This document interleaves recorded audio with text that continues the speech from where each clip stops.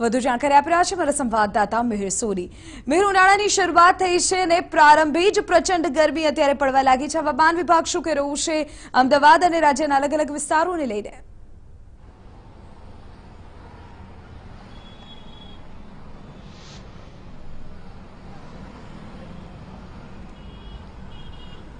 વિધિ રવિવાર સુધી 42 થી 43 ડિગ્રી સુધી તાપમાન નોંધાઈ શકે છે। હીટવેવની અસરના કારણે સૌરાષ્ટ્ર અને દક્ષિણ ગુજરાત છે ત્યાં આગળ ગરમીનો પારો વધુ રહી શકે છે, હવામાન વિભાગે આગાહી કરી છે। ત્યારે હાલ તો અમદાવાદની સ્થિતિ જો વાત કરવામાં આવે તો 40 ડિગ્રીને પણ પાર કરી દીધો છે। અમદાવાદ સહિતના અનેક જે શહેરો છે કે જ્યાં આગળ ગરમીનો પારો એકદમ જ જે ઉચકાઈ ગયો છે।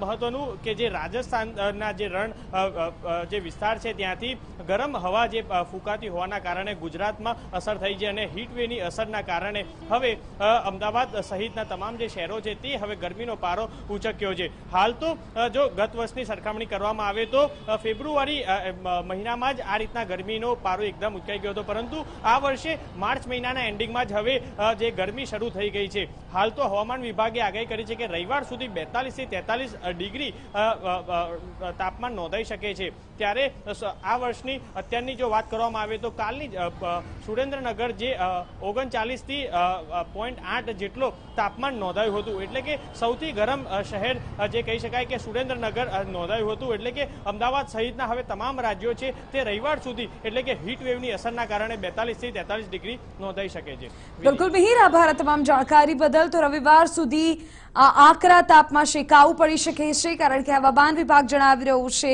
કે આગામી 2 થી 3 દિવસ પ્રચંડ ગરમીની આગાહી છે।